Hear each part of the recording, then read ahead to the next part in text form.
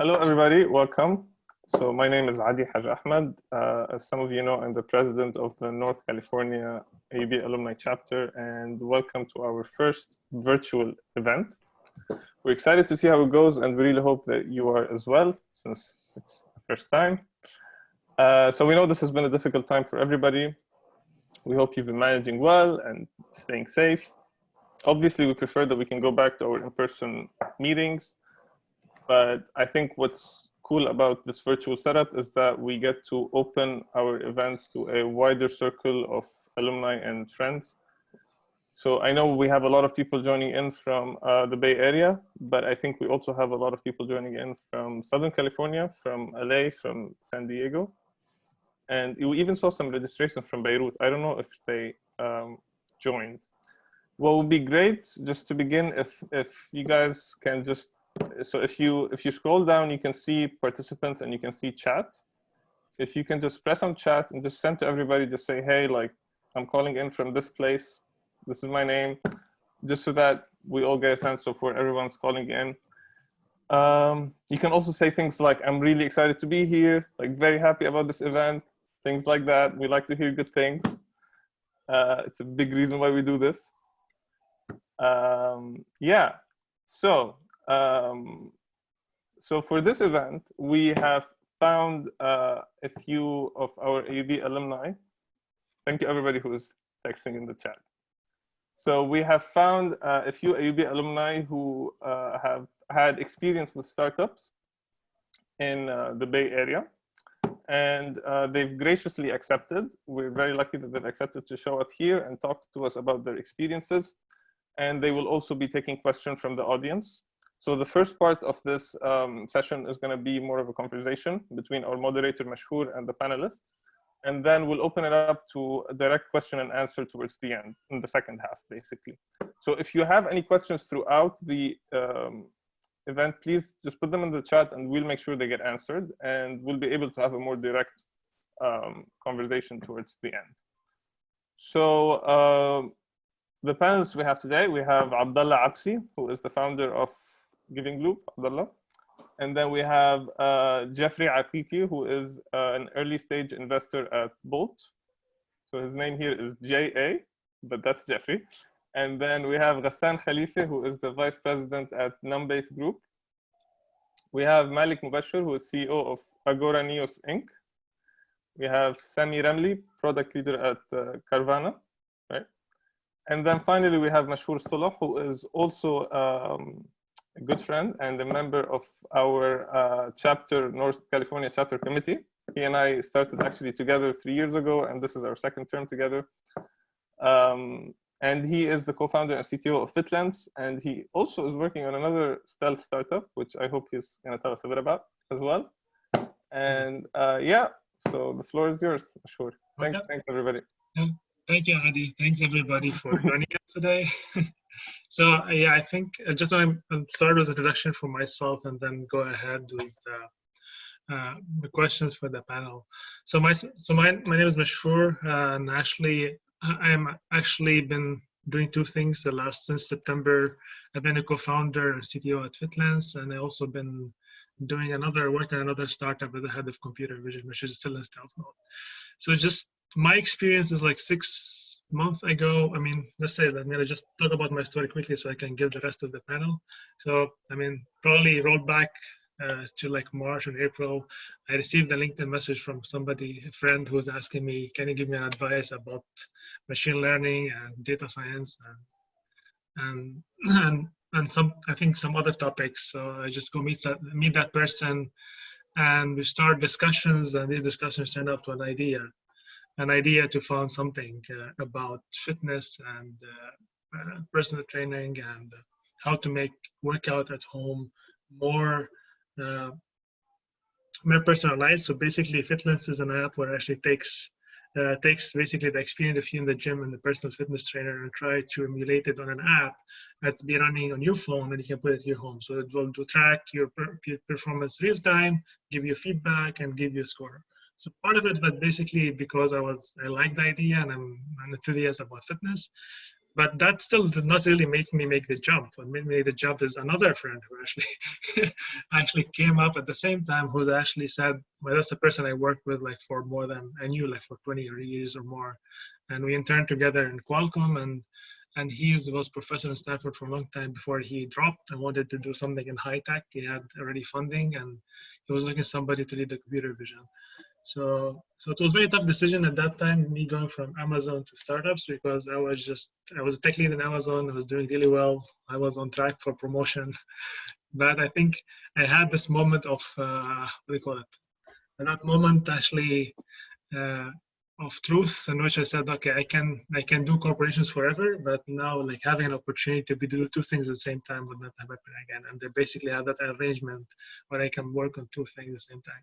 So I actually in December, I made the leap and actually got involved in startups, and have been since then been really having double experience, seeing two different angles for everything, from Fitless, we took actually the idea and made it an app store right now. And we work a little bit slightly different from what we're doing in the other stealth startup. I can't say the name, but this other one is more like a hardware startup. It's more high tech, still going on actually. And I think that one has been a different cycle, but it's been all good experience overall for me. I mean, I learned a lot, and I think I'm definitely poorer than before, but I can tell you one thing is basically, I think you just learned that it's good. You work to learn, not to earn. So this is the startup word.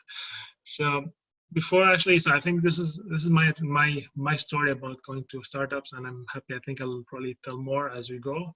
But so now I'm gonna move to the panel. I want to start first by asking the first question, and then everyone will go actually in order, alphabetical order for these questions. So my first question, I think, starting was is basically for each one of the panelists, can you please share a brief background of yourself and your work experience?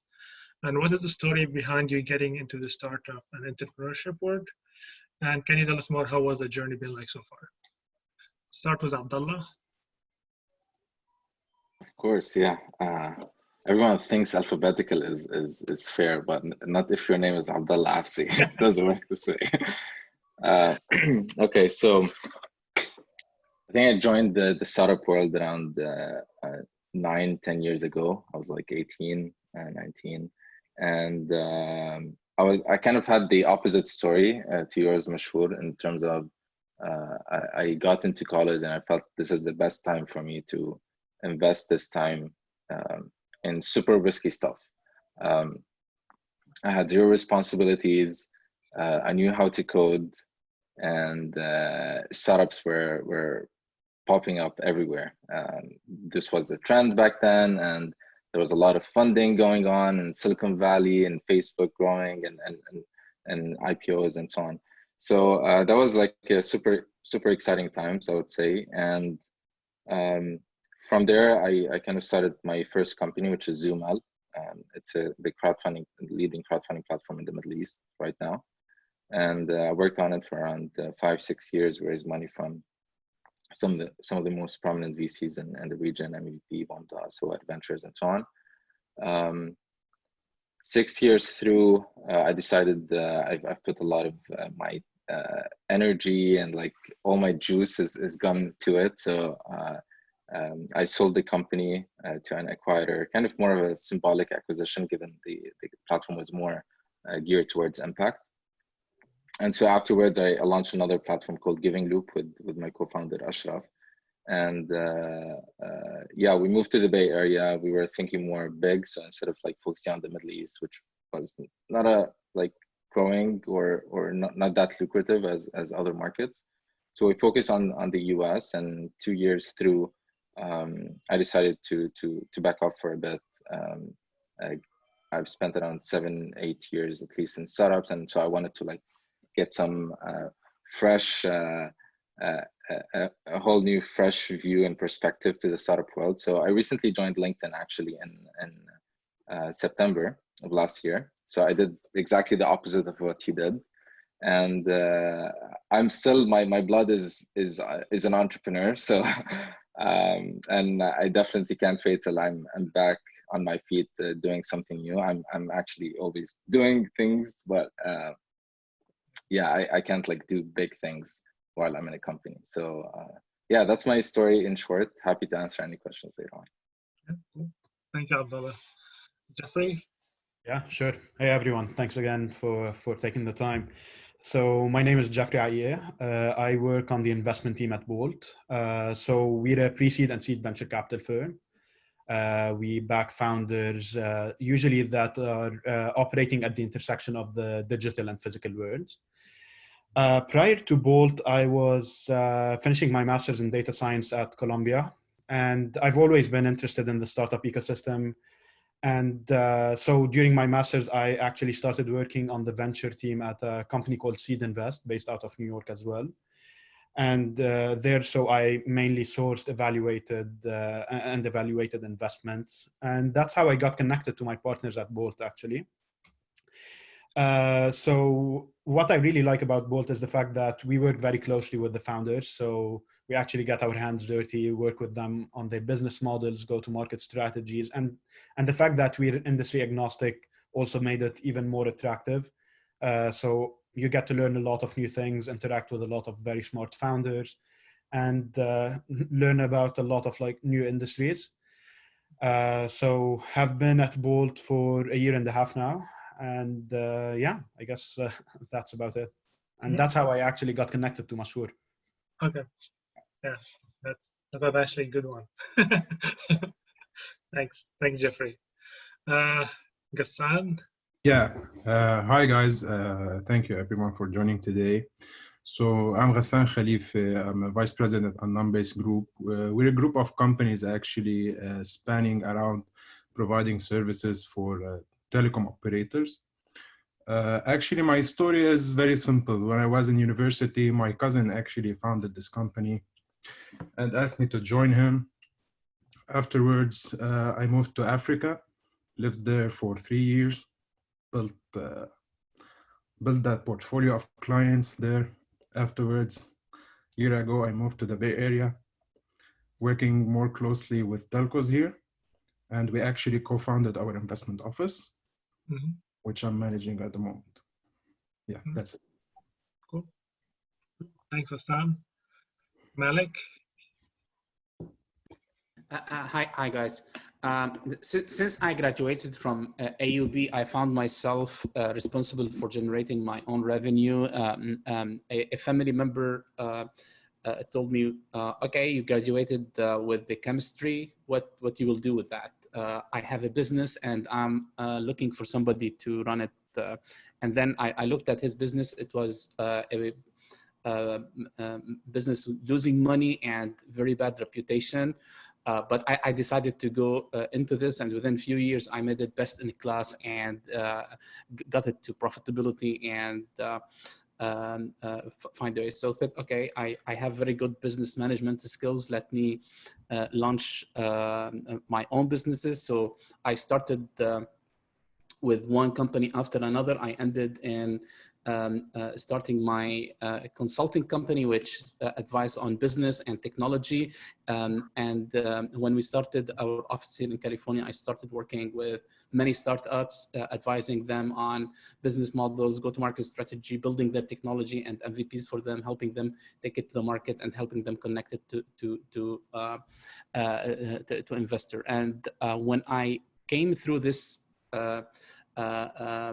awesome opportunity, which is which using emerging technologies to create a platform enabling local government like cities, municipalities to crowdfund the city project and create micro bonds, which are municipal bonds which you can sell to them to the retail investors for maybe $25 or $100, etc.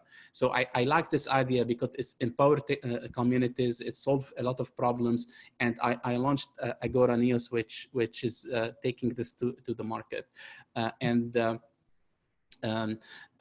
So from the side of managing my own business, nothing much had changed, but I had to turn the table from, instead of me advising others on how to to build their business models and go-to-market strategy and approach investors. I found myself doing it myself. And you always discover a new angle for everything.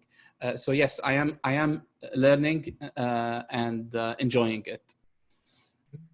Cool. Thanks, Malek. Sami? Thanks, Mashhour. Hey guys, how's everyone doing? COVID. Hopefully everyone's safe. So my name is Sami. I've been working in startups probably like 6-7 years now. I'm a director of product at Carvana. I had the LTV growth department, and I was working in VC actually right before this as an entrepreneur in residence. A VC that invests in early stage startups, and worked in a lot of startups before that. For a while, I jumped all into the 3D world, in 3D printing, virtual reality. I'm actually still on the board of a company in virtual reality that does cool VR training stuff. Happy to talk about that. But yeah, I think it's awesome that we get to still do these things, even though everyone is stuck somewhere across the world in some room. I don't know about you guys. I'm totally in my bedroom right now. I'm wearing like shorts or whatever. I think it's awesome we get to do these things. And I'm sure everyone is struggling one way or another with this through your own work or fundraising or many of these aspects. And hopefully we can all figure out what makes sense and help each other out. Yeah, perfect. Thank you, guys. I think we'll have, pretty interesting points from each one. I think we'll have other follow-up questions on the introductions too. But first, I think I want to talk, the first topic I want to touch on about is team building. So, I think from my experience, I'm going to start my experience so far from, I think the first thing you jump on when you do a startup or get to is basically you have to build a team. And as simple as this sounds, it's one of the most complicated things usually startup faces, how to make a strong team, how to get the right skills, how to convince people to come to your startup. So it's very complicated, it's not that easy, and it takes a lot of time. So my question for everyone here, basically, so can you tell us what the kind of experience you had with regards to team building in your startup? And I have a particular question actually to Jeffrey and probably Sami, since you're in the VC, maybe you can tell us from an investor and VC perspective, what are the things investors look at a team, and what are usually the red flags that you guys see in the team when you look at the team and you should want to give us an advice to avoid. So let's start actually, we're gonna go also in order, same order, starting with Abdallah. Okay. So back then when I was interviewing startup new team members, there were two ways that we evaluate every new team member. One is whatever their skills and whatever they have to actually get to do, right? So if they're doing sales and they have to be very good at sales, they must have had some good experience in sales and so on. And depending on how senior, I think that could go up and down. I think mostly for startups, since this is a journey that is very different than any other corporate or company out there. Just like you're expected to be kind of insane as a founder to be going through this journey. Those people have to be insane as well, and maybe not extremely insane, but at least they have to be very passionate about what you're doing. And so we came up with this short word for like epic qualities, and epic standing for one, E is for execution. So they just go and do it. They don't like go and come up with a committee or come up with plans and so on. 2 is passion. 3 is innovation. So thinking out of the box, being very creative, because things are not expected to be routine or the same all the time. And then last is communication. So I would say those are 2 things that we evaluate employees on. One is personal qualities, which are epic qualities, and second is are the skills. And I think there are a lot of resources on how to do those interviews for skills. How did you actually go into finding candidates? Did you actually go pursue them, or actually you did use some tools?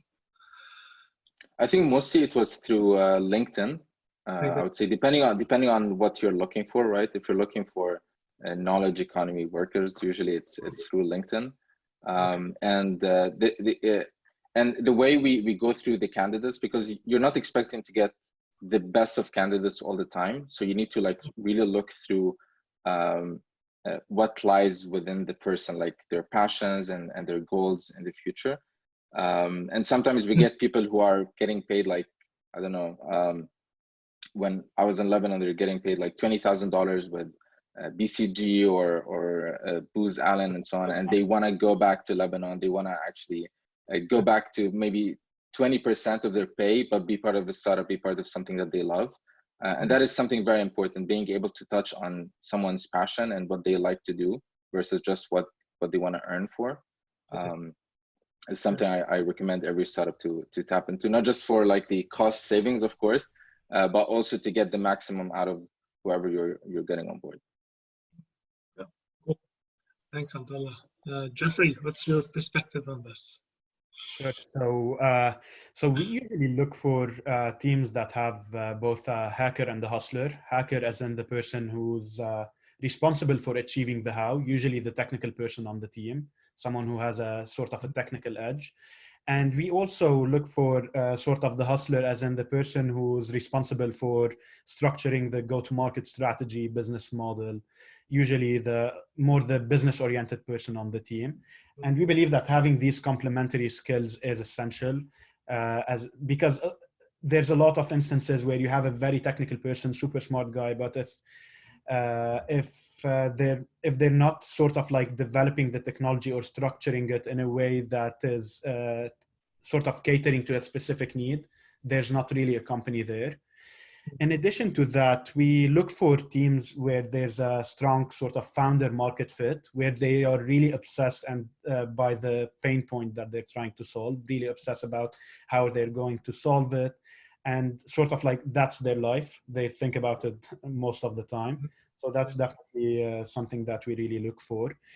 When it comes to red flags, honestly, the main red flag is arrogance. And you tend to see that a lot in the sort of like, in a lot of founders. If founders are not really open to feedback, it's very hard to work with them. And I'm not saying that there won't be very successful founders that are super arrogant. We see that on a daily basis with a lot of founders that were able to achieve a lot. But especially if you're going the VC route and you're looking for VCs that work with you closely, it's very hard to work with arrogant founders. In addition to that, when it comes to team and recruiting, you don't really want to, like in many of the cases, people who jump across jobs very frequently are not ideal, because startups, you really need someone who's really committed to what you're building and who's there for the long haul. So really looking for people that, as Abdallah mentioned, people who are very committed to what you're building, super passionate about it, and who are willing to stay there, because startups are super volatile. There's going to be a lot of tough days. Like people who were recruited to do a specific task might end up working on some other things at the same time. So they have to be super versatile and willing to really sacrifice a lot. Yeah, sounds good. I think I like your hustler and nerd, I don't know what you call it. So basically just one question here, actually. So from like, like as an early stage investor, basically, at early stage, usually like even a team just joined is usually lacking money to hire. So even at that stage, do you actually take that in perspective? This maybe something is missing in this team. I would like still to invest in it because I know if I have the money, we'll actually hire. Yeah, for sure. We actually, so given that we invest in many of the cases at the pre-product, pre-revenue stage, in many of the cases, the team is still not complete. But if the founders are like, show that they are aware that they have these missing gaps and they really know what's the persona that they're looking for, we're totally willing to take on that risk and help them. Actually, one of our main sort of like value props is the fact that we help teams build their product teams, we help them hire, we help them connect them with potential sort of hires, etc. So we're definitely willing to take that risk. But a big thing is for the founders to actually know that they will need, for example, a growth person, or a person on the, like, for example, in your case, like you're working as a computer vision expert for a team. Like they did understand that they actually need someone super experienced in that space. And that's what they did when they got funding. And so we're definitely willing to work with people to help them hire. Okay, cool. Thanks, Jeffrey. Ghassan, what was your take on recruiting? So I've actually built teams in different parts of this world, in Nigeria, in India, and one of the most strength I believe in the company we have, we're just 150 people today. If we want to compare ourselves to other companies, maybe they will have 1,000 people and they would generate the same revenue. So as the guys have said, what we look for isn't actually people that are willing to work from 9 to 5 or like this specific time of the day, this is the time I want to work. And we always look for people who are proactive, who are willing to, who are able to innovate more into and they are problem solvers. This is the main points that we look at. Yes. And did you ever have to deal with like competing with some big name corporations for a candidate, or like let's say Amazon or Facebook, or yeah, how do you handle it? Actually, not much. We built most of the team in Lebanon. We're very proud that majority of the team we have it in Lebanon. Okay. The salaries that we provide, we're providing $3,000, $4,000, $5,000 a month salaries in Lebanon, which is considered one of the best in the region. This is the main strength we have. So building the team in Nigeria was more like a local team that would be like a support team. So the way we structured the business, and this is really important for any company that wants to scale, is that you need to have one main headquarters, similar to all these big companies. Yeah. And then you will build local teams just to follow up with your clients and your network. Okay. Thank you, Ghassan. Malek, what's your take on this topic? Yeah, well, the team is essential, but here's the trick. In all my career, as my focus as managing director of several companies, I was always focused on organic and structural growth and hiring people who can build and take the company further with us, with more eye on the client and the market at the same time. When in starting a startup here in the California context, the first thing the VCs and investors will ask you, okay, who's on your team, and which push you sometimes to do some sacrifice just for you to have a full team on your pitch deck. While if I had the full freedom, I would wait till I hire the right person in the right place. So aside from what Abdallah and Jeffrey and Ghassan have mentioned about the quality of people, which I cannot add much on what they have said. You need this person who's passionate, who's the right fit, and right fit is not only with the position and set of skills required, but also right fit with the type of industry you are serving, right fit with your environment, your culture, and right fit under your leadership, because people's style are different.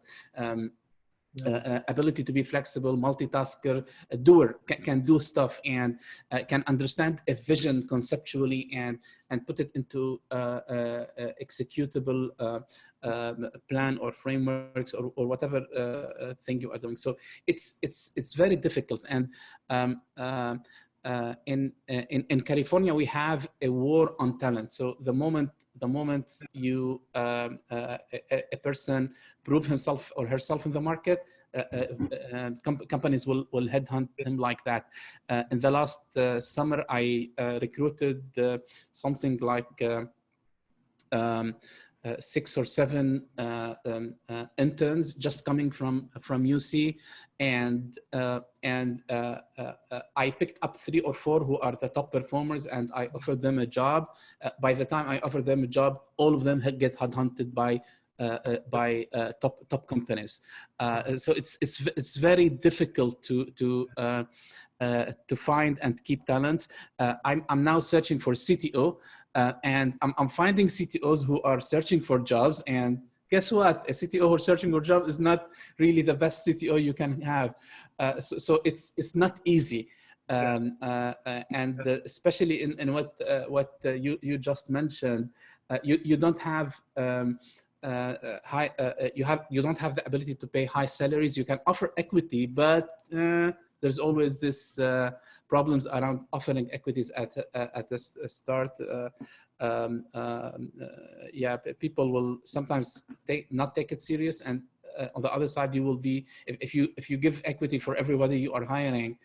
I'm not sure if this is something investors will like or not. Yeah, no, I think it makes sense. I think my perspective on this is, I agree. Basically, like when you have, I think when you're trying to hire for a startup, actually you end up just even having excellent people who really have too many offers and mostly would still be attracted by corporations, or just others who really could not come to corporations and just can't do anything to try to help a startup. But there's in between. It's very hard to pitch for them. You have to pitch them with money and idea and motivation. So it's really going to be such a challenge. Yeah. Thanks, Malek. Sami, what's your perspective? Thanks, Mashhour. Yeah, I think these are really good points. I think Malek, what you were just saying, I agree with that. Basically, I think it's very easy if you're starting a company or you've been working on a project for like 4 or 5 years, or, even just the idea has been ruminating in your mind, and you've been waiting till like that moment when you're finally gonna quit your job and get off the rat race and follow that awesome idea that you've been passionate about. It's very easy to trick yourself into thinking that somehow you're a special snowflake, and every single person who is good at their job in the world is gonna gravitate towards you and tell you, please give me a job. And the reality is that from the outside, if you look at top candidates, what they see you as like just some crazy person with some random pet idea that still hasn't been proven. I mean, obviously, especially if you're still like a 1 or 2 person team, right? You have no product, no revenue. And so I think it's super important to find that right fit. And I think others have said it well, but I would think of the fit as, I honestly don't think that there are people who are just startup people or big company people. I definitely think that there are life stages that people go through where they're definitely one or the other. And some people are still trying to find their path at a specific life stage, but you can try to capture that. But I think it's so important to get that right. Like if you hire someone who is mentally, and whether you just weren't able to get to that part of the conversation with them, or they just didn't know that about themselves, or you both weren't able to figure it out. It's kind of like, marriage, I guess. If you hire some very core team member at the beginning who is already in a mindset of, this next job I'm thinking I'm going to settle down, have a really nice cushiony paycheck, awesome stock options from Amazon or whatever that keep going up, and everything is just going to line up, and the moment I nail this interview process and find the right people to work with, things are just going to fall into place. I think you're going to have a very, very hard time. They're going to have a very hard time too, because the reality is, again, talking about very early stage startups, right? Nothing is going to work like expected. Shit's going to happen a lot. I can tell you, like, even in my current role, and again, talking about this kind of lifestyle, depending on where you are at, like right now, I'm director of product at a startup, but it's been like companies around 5-6 years. We IPO 2 years ago. So it's a very, very different type of beast than if it was when I was working at early stage startups. And right now, I think we're valued at like $15 billion or so. And, we have the luxury of being a growing, nice mid-stage company. That said, even company with that level of cash at hand during something like coronavirus, our stock went down by 500% in just like 2 weeks, and then rebounded back up, and things have been crazy. I can only imagine if I was still working at a much smaller startup, what's happening right now. And so I think it's super important that you as the person who is building that team and the person who you're trying to hire get that fit of like, this is really understand what they're committing to for the next X years. And you understand that like, this is what they're excited about. And because you don't have much to offer at a tiny little company, like Malek was saying, I'm on the belief of that you should always give equity, at least, just typical vesting schedules, 4 years with a 1 year cliff, some options, any kind of equity and skin in the game. That said, that equity doesn't mean anything for someone from the outside. Again, like for you, it's your baby that you've been dreaming about for 5-10 years. Someone else is just some random guy who hit me up on LinkedIn, or random woman, right? So I think what you can offer at that stage is just getting them buy-in on the mission and the vision, getting them excited to see the word like you're seeing it as like, if only someone would solve this one thing, why is no one doing it? It's such a massive opportunity. Like we have to get in right now and do that. And you have to get them to believe in you as the leader and the person doing it. I think from choosing teams to invest in, there's a lot of similarities, but obviously it's not a recruiting game. Ironically, like because of how, at least in Silicon Valley, the food chain is set up, the tables are reversed. Oftentimes, like you're in a position, even if like, you just started a VC like two days ago, people could become flocking in. But again, the same thing applies. In Silicon Valley, the top really good deals, the awesome startups won't even take a meeting with you if you're not a serious investor, already proven yourself and can add real value. They will already be poached by, or I guess like the deals will be oversubscribed by some of the top dogs out there. I think it's, yeah, I think it's just figuring out like how people's mindsets and commitments are with these things, and do they really get it? Do they understand like what's at stake here? Yeah. Oh, thanks, Sammy. That's very useful. Actually, that's very good perspective. I think I would like to learn later about what was your salesman pitch improvement over time for recruiting. Sure. So okay, so I think just moving to the next topic. Actually, now from team building, I think we already hit the idea of like funding a team and the money. So basically, I would like to learn from you guys, how was your journey like with regard to funding? And I think I think probably Ghassan, if you didn't have to deal with the funding, maybe you can talk more about hiring in Lebanon, because that's something we'd like to learn. How is it easy? Is it difficult? And can you share tips to the best fundraising strategy that you have, your company, and you have pursued? And have you been affected with the COVID-19 changes? Have you guys had to make sacrifices money-wise and any other way? Yeah. Abdallah? Yeah, I'll do this quickly. So I'm helping one of my companies, my previous company, fundraise right now, $500,000. And I think generally from startup to startup, it's very different. Like during COVID, like crowdfunding platforms in general are definitely doing better business during those times. I have a friend who's selling sanitizers. He's obviously now like he's making a lot of money. And yeah, so my quick tip on this is if you're doing fundraising, you always have to plan a year and a half in advance, so 18 months for your funding, right? So for your runway, if you want to raise money, you want to be sure that by 18 months from now, you're gonna have money, and then like basically 12 months for you to achieve some progress, and then another 6 months for you to raise the next round. Right. So that's generally the tip on fundraising, is make sure you have enough runway for at least a year before you start fundraising, then 6 months for that new round to close. And you actually did both fundraising in the Middle East and the US yourself, Abdallah, before, or just? I haven't done actually in the US. It's mostly been early stage fundraising, and mostly angels and VCs. Yeah. Okay. Like VCs in the Middle East. So okay. Maybe Jeff and others could talk about the US. Okay, perfect. Okay, Jeffrey, what's your perspective on money right now? It's definitely very tough times for a lot of the founders. A lot of the founders that were doing well pre-COVID got hit very bad. So my advice for founders right now is, if there's existing offers on the table, but the terms are not great, just take it. Right now is not the time to be super picky. Of course, you have to be careful, because some investors might adopt sort of a predatory approach where they might take advantage of what's happening. So you have to be wary, but at the same time, you can't be super picky. And if you can't fundraise, you have to cut burn very, very sort of like in a very fast manner. So don't wait, cut burn as fast as possible, and even more than you think might be necessary, because as Abdallah mentioned, you have to, especially now, we're not sure whether there's going to be a recession that will last maybe 18 months or so.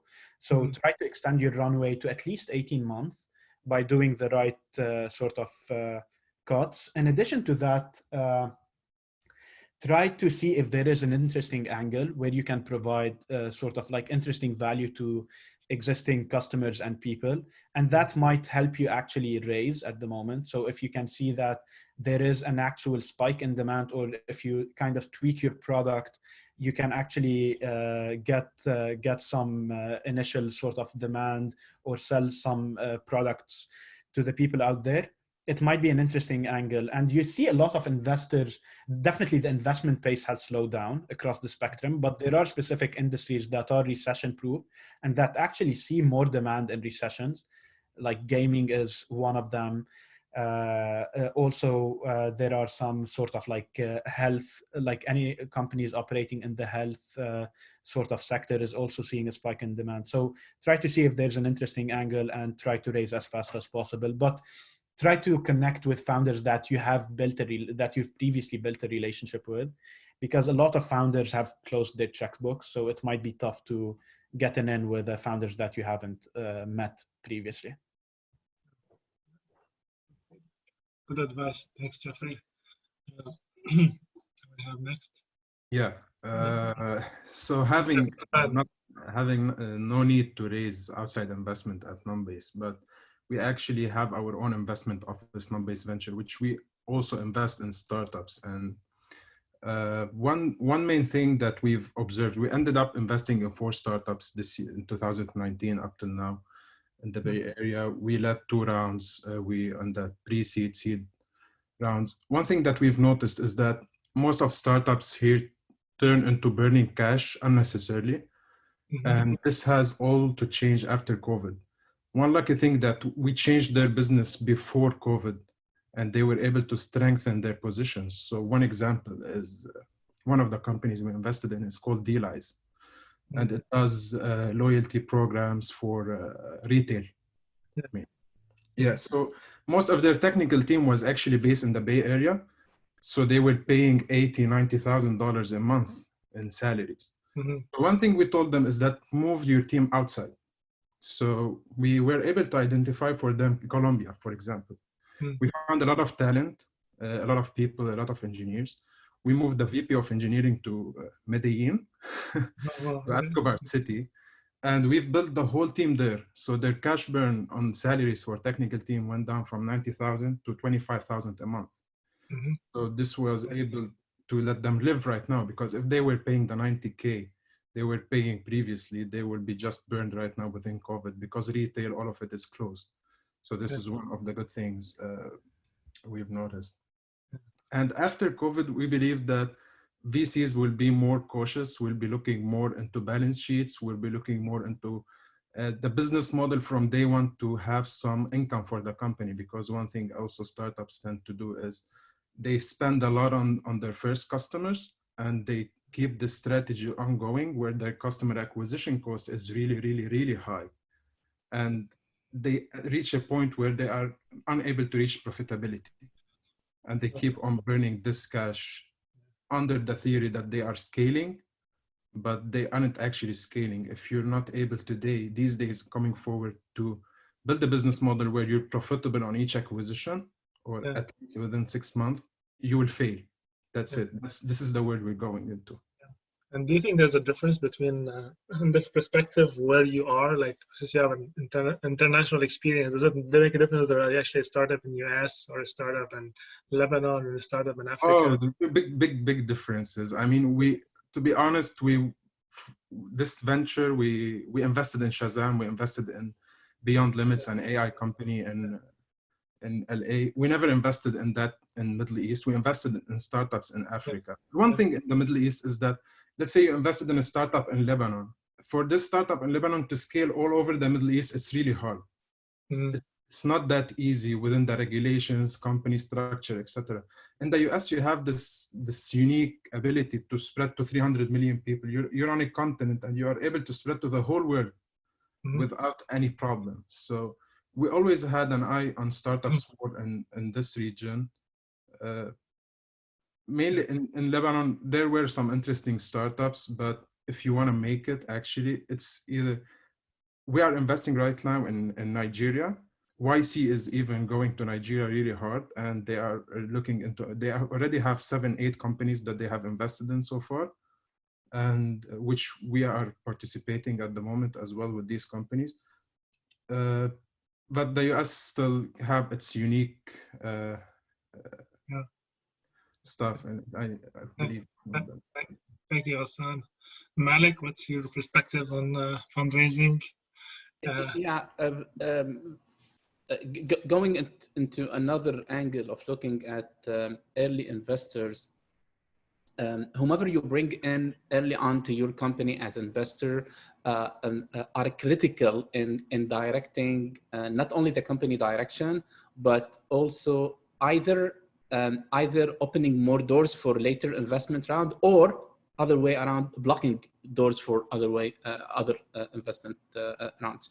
So you need to be careful whom you are allowing to invest in your company at an early stage, what type of added value they are bringing to the table. Are they opening new markets? Are they opening new channels? Are they a source for early adopters or early clients or early users? It's very critical. Are they helping in building the technology or what? A pure financial investor look at you just as an investment opportunity. What is the ROI? What is your valuation? How much I will put with you now, and how much I will get. And echoing back to what Jeffrey is saying, considering the situation, yes, you should not be very picky, but ideally, if you can pick and choose people, investors who can add value additional to what the money they are bringing, and they have deep pockets in case you want more money for your next round, they will be able to provide you with additional funding. Plus, it's the advisory role and the insights they bring to you. So are they just putting their money, or they have some market expertise in the same customer segment, expertise in related to channel in the market, etc., or the technology, whatever your business model is around. So this is in a brief. Yeah. Okay. No, thanks, Malek. I think how's so from your experience in fundraising, I think being in the South California, did it actually make it more difficult being there, or it's not been an issue? Well, our company has office in Irvine, Orange County, and in the Bay Area, because we are looking at a PLC to be done with the city of Berkeley. So we made ourselves near them as well. In Orange County, of course, Bay Area is much more vibrant, more active, more access to capital, but in Orange County, you can have more access to talent. So people who you can find better people who are not. There's no competition on talent as a Bay Area. Makes sense. Thanks, Malek. Sami, what's your experience in fundraising? Yeah, I think the interesting side of what's happening right now, if you want to take like the whole coronavirus period and how that's affecting it, and I think it's some aspects of that is similar in general when there's downturns, and some aspect of it is kind of like slightly different, I would say, with what's happening now. From an investor's perspective, again, if talking about early stage investors, honestly, they're looking more like as people to invest in that are going to make the money in 10 years plus, like especially if you're coming in at the pre-seed seed stage. Odds are, unless like, you know, you end up with an early acquisition from a Google or Facebook after you invest in a company and then maybe make like 2-3x on what you put in. If you're really looking for like that 10x return, you're thinking of companies that are going to grow, become the next Airbnb, Uber, Facebook, Google. Ideally, right? We want something that goes this big and potentially could be a huge acquisition. But you're investing with thinking of what the world would look like in 10 years. 15 years, or sometimes, especially if you're investing in deep tech or specific industries, it's a pretty long horizon. And so first thing I would say, again, assuming you're talking about this kind of stage and industry, what's happening in the economy for the next like 2-3 years, in the grand scheme of things, this company is the right one to invest in and it would make you a lot of money in 10 years, then you should just go for it. If anything, right now, startups are on sale, right? You can get in an investor with a better valuation. For the investor, obviously, it sucks for the founder and whatnot. So, like, I think the good side is that if you're looking for early stage funding and you find the right partners who really get it and are there for the long term, especially if they just raised their specific fund as part of the VC, you know, the second, third fund, whatever it is, and they have like a 10-year horizon, then that's fine. The problem is, like, I think there's threefold. Something like what's happening with COVID.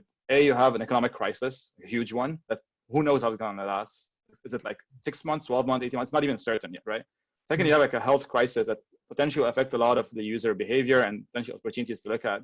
And third, you have this whole like social distancing and isolation that's happening now, which also can affect user behavior, right? But I think just pragmatically, that third aspect, fundraising, as much as you'd like to think that you can do all of it on Zoom and all these things, there's a very real personal element for it. Again, going back to the same idea, like you're just one person or like 2, 3 people trying to come up with this new company. Why would someone believe in you, right? And from the investor side, why would someone put in money keep in mind, investors are managing other people's money, institutional ones. Like, why would they even trust the money that they had to go fundraise for to put in you? If you're just some random person on the internet who just hit them up and you had one video call with them, whereas they've been seeing in their personal network people that they've worked with in the past and they could eventually like invest in directly. So that part is slightly hard, unfortunately. That's a very tactical thing. I think much more importantly, how is this whole quarantine mode that potentially would last for 6 to 12 months in some areas, how would this affect users' behaviors and like natural things and how society will function? And would this lead to like much better opportunities in the field that you're after, or is it going to make it much harder for you to make a business? Because eventually you only make money if you can sell stuff to people somehow, one way or another. And so like, if there's no market anymore or the market has changed, can this founder pivot correctly and figure out what makes sense to readjust around it? Same thing going for like, like if the economy is going to be really hurt, that third aspect for like 2, 3 years, can you have enough runway, or can you figure out how to get through like everything that Jeffrey Abdallah said at the beginning? Like, are you able to, I think Boost VC calls it like being a cockroach, right? You just survive through like nuclear bombs or whatever it is, right? Are you able to just go through these times and find ways to stay alive? You definitely have to reduce expenses a lot. You have to cover a lot. I know a lot of companies that had to like just let go of their lease and just move fully distributed, at least until this whole thing is over. All sorts of things, right? Unfortunately, sometimes you might have to like just cut payrolls or layoffs and whatnot. But yeah, I would say like it's very important to also keep in mind how the whole market is going to change and how your consumers and anyone else you depend on will be affected by this. Yeah, sounds good. Thank you, Sami. So the first topic I want to talk about actually is more, it has to do with the balance between business and technology. So let me just give a little bit like an overview of what does that mean. So basically, in a lot of the cases we have in a startup, you would have your idea is based on a technology and a great technology and a great actually tech team. But if you might have the best product there, but if you don't have the right team to put it into market or actually market it and have a growth plan, it's gonna still be sit there. And I think I had an experience one of the startups I'm working at where we actually hit that problem. Is like we didn't have the hustler in the team active, so we're actually stuck in a situation where we cannot make things go to actually to get marketed or actually get penetration. So I also see another perspective, another startup where we're dealing with that from day zero. Basically, it's going in parallel with technology, and things are going in the background to really make sure that's really balance between the two. So from you guys' perspective, I think, so between actually having a solid business plan, I think when you have a startup, like including you have a clear idea how to go to market, the marketing growth, and having an owner for that, and having a great technology and make sure you build the technology to meet that plan. Where do you think, how do you balance, did you actually think the best way to balance these two? Actually, is it, did you actually have particular way or particular techniques with perspective to make the balances that are correct and ready? And also, I know, like from Jeffrey's perspective, actually, when you actually look at those teams and look at the founders, and you said you have the hustler and the doer, how do you actually detect, what's your sign to detect there's something missing? How do you figure out there's this guys that do not have it or not? So let's start actually with Abdallah. What was your perspective and experience about this topic? Yeah, I think it really depends on the kind of startup company you're running. So if it's a company that is relies on AI and you don't have the right product, I mean, so depending on what's your unfair advantage, it could be that you have an amazing go-to-market strategy, or because you're going after the right beachhead market, you'll get there before everyone else. That could be your so you have to figure this out. If you want to go and like build your startup and make it successful, you can't claim that you have something until you have proven that whatever AI model that you have or your go-to-market. Another dimension to look at it is what stage you're in right now. So if you're just pre-product or pre-seed stage in general, you want to optimize for getting customers who love your product, right? Who love your company, who are using your service. It doesn't need to be the product, by the way. It has to be someone who loves your company, whatever, and they're coming back, they're paying for it, right? And this is from there, you kind of optimize who's that market, who's this persona that you're looking for, and then optimize the product. So I don't think there's like a set rule to like technology versus product, like technology versus go-to-market. It's always kind of an ongoing struggle. And usually technology is the underdog here, because even as you grow and as you scale, I think investors are kind of more keen on growth, and and technology doesn't come like at first, right? Like unless you push for it, unless you like you show that technology is a very important part of your business and your growth. So that's something to be aware of, not to build a lot of tech debt so that in the future you're not going back and risking your growth for resolving that.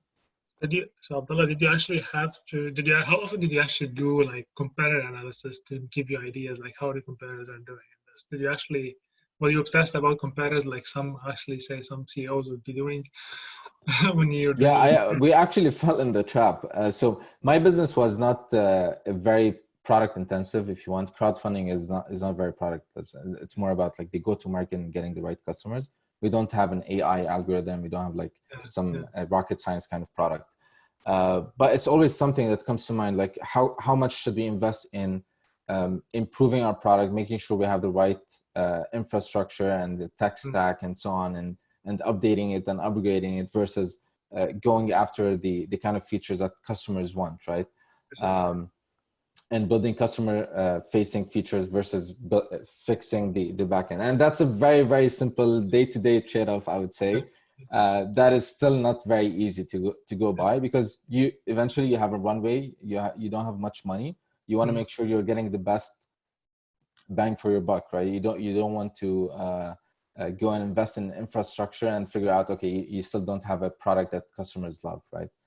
So prioritizing and optimizing towards what you're trying to achieve in the next few months and this stage in your startup is what matters the most. So it really depends.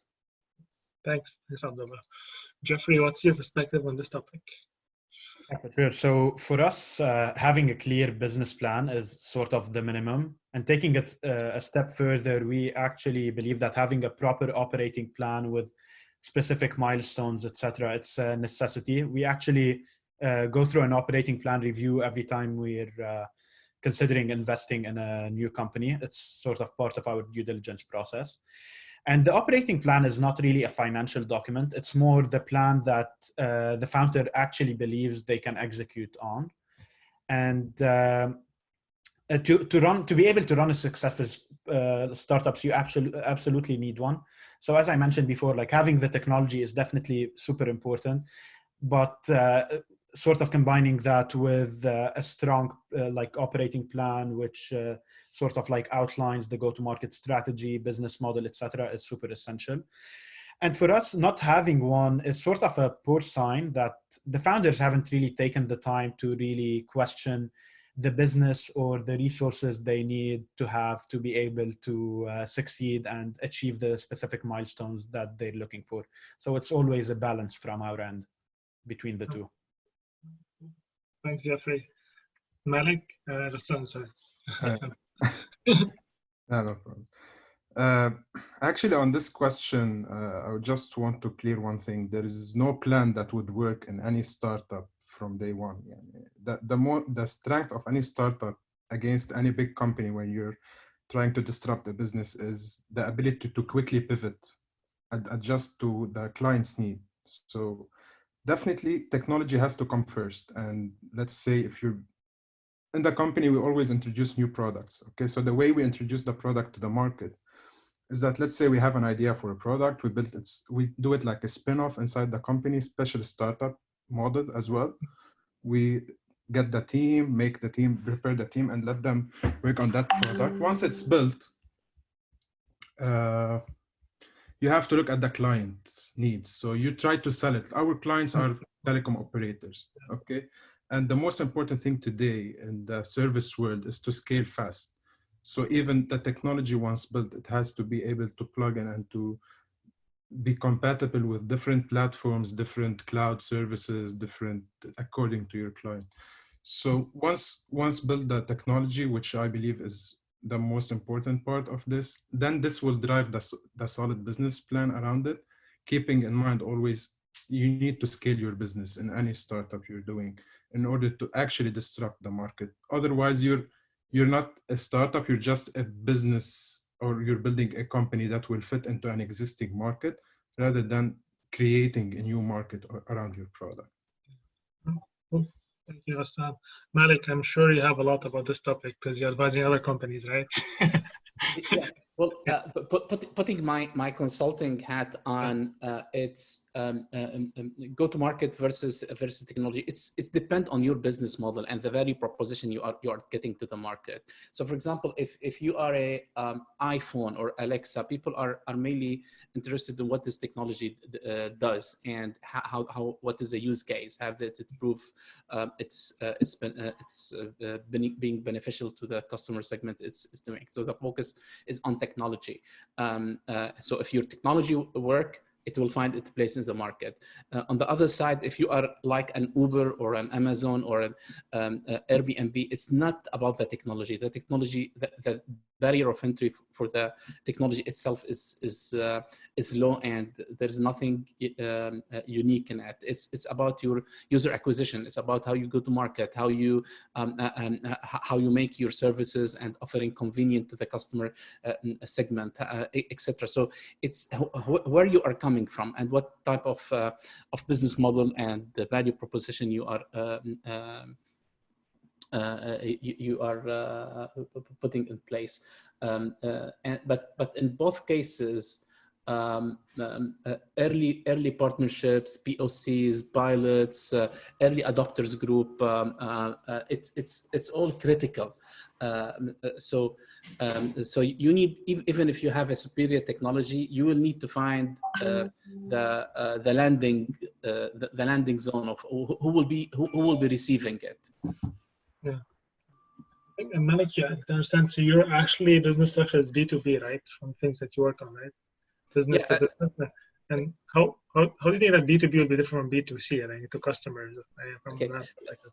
Well, amazingly, our platform have two sides, Mashhour, because part of it we are selling the city or the municipality who's using this platform, but the other side, our users are local residents who want to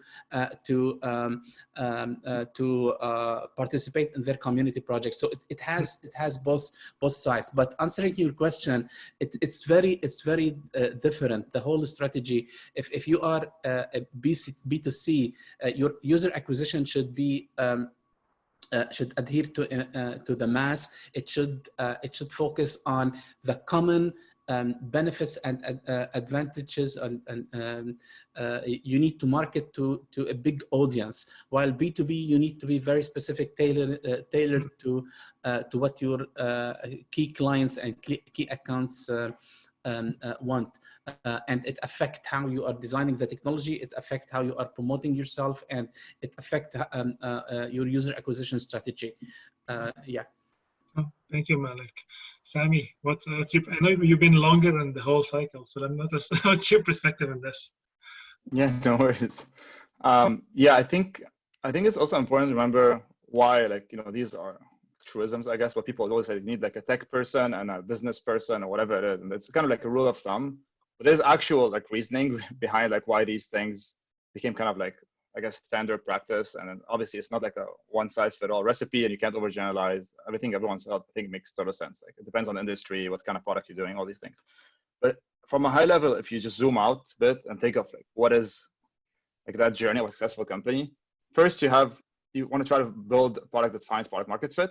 Then you want to try to build a team around it to try to be able to like make something out of that product and try to scale. And then eventually you want to try to build an actual company from this team, and then hopefully eventually have a really nice, happy ending, right? So this is very roughly like the life of a successful company, from like just an idea in someone's mind until like it's a 10,000 employee competitor to Google or whatever it is, right?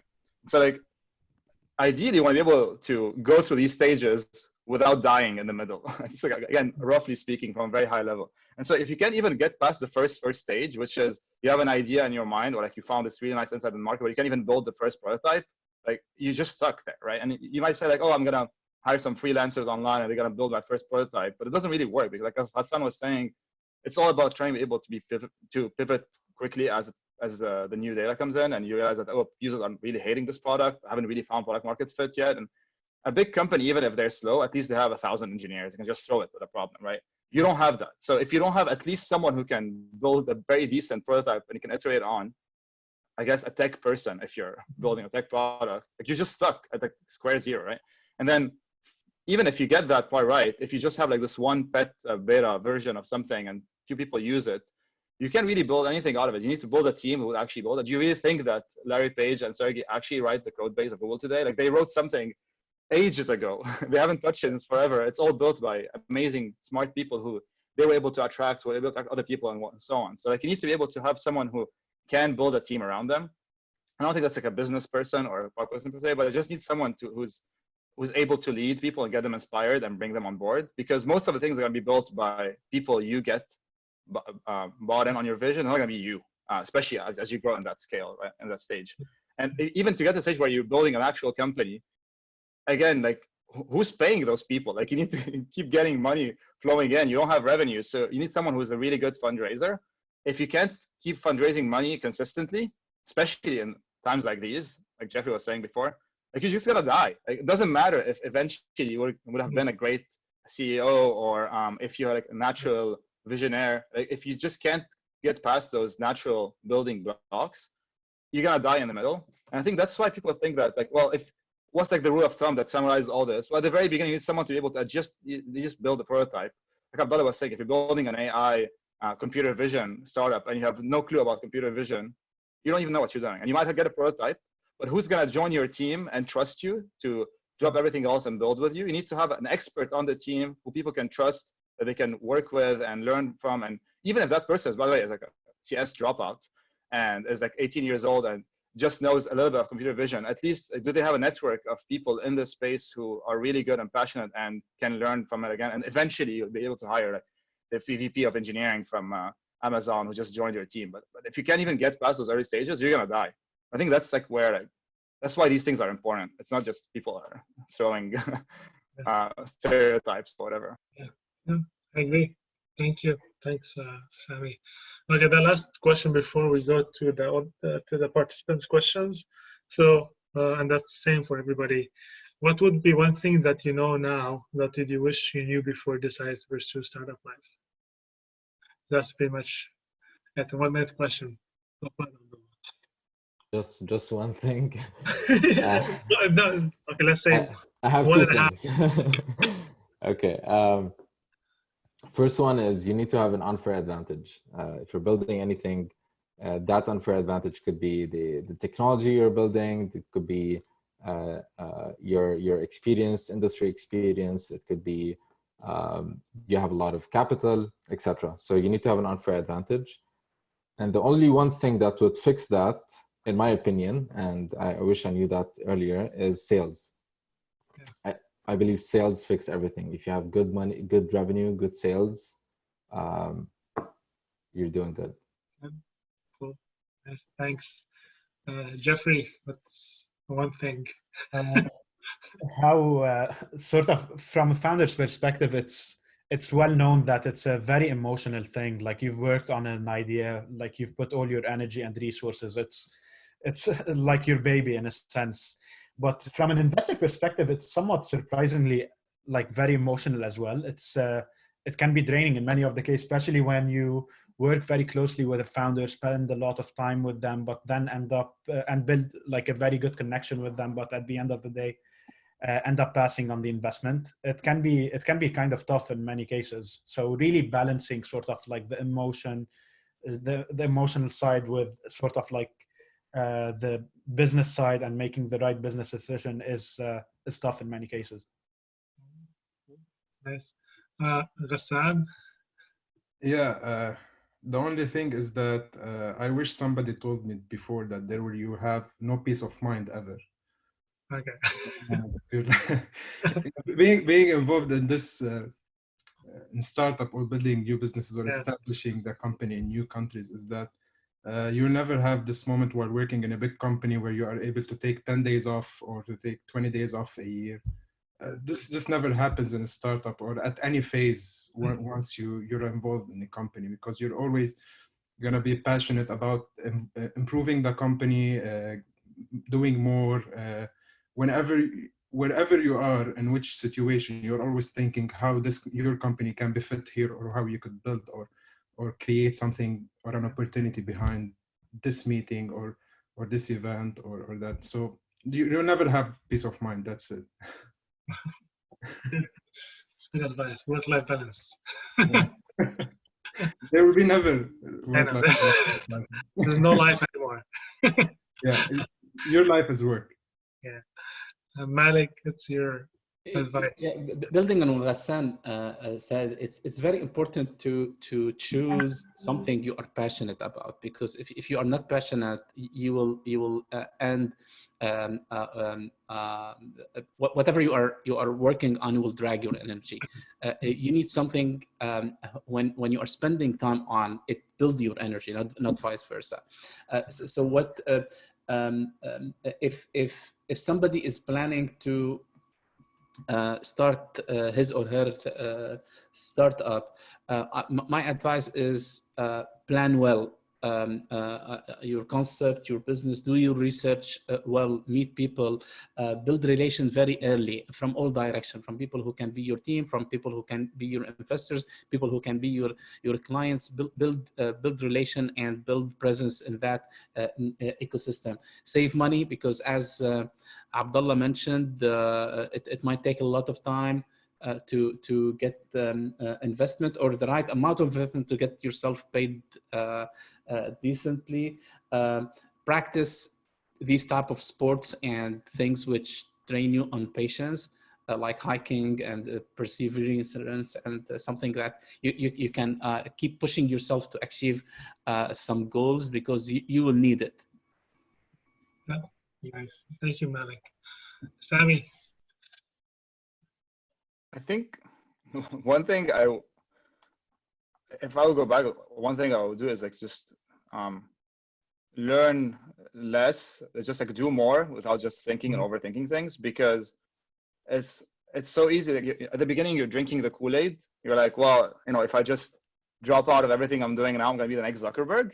And like you have no clue of like what it's like. And like Ghassan's saying, like you just get no peace of mind, all these different things. Even like, by the way, right now, like my current role, the company is a really good stage. Everything is great, but still, I feel like I've seen the good, bad, and ugly. To be completely honest, like I don't think I have the same excitement and drive that I had like 6-7 years ago, because you've seen how bad things could get. And I think the big advantage that someone has, like, you know, a college dropout or someone who's just jumping this the first time, that they know very little, and so everything looks rosy and amazing, and they feel invincible, and they can just like they don't have a understanding of like the 10,000 ways that things could go wrong. They probably know like 3 or 4. They're like, what are the odds?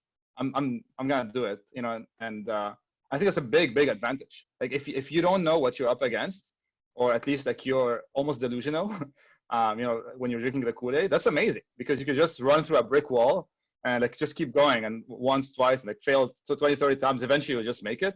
And most normal people will just give up. And so I think it's just great to just do something about it if you feel like that drive, and not wait. The longer you wait, the more you learn, the more likely you're gonna lose that excitement. So. Nice. Yeah. Maybe, and I think my advice is everybody watch Silicon Valley, because a lot of that is true. The show. That's great. I remember the whiteboard scene with the, I think, you know, the stickers and the giraffe. I think we had that actually. I was surprised to see it in the first week actually. Okay, good. Thank you, guys. So I think it's time for us to take questions from the audience. I think who actually participants. So let's see. Who has the first question? So let's just actually. Okay, hold on. I'm trying to turn on my camera again.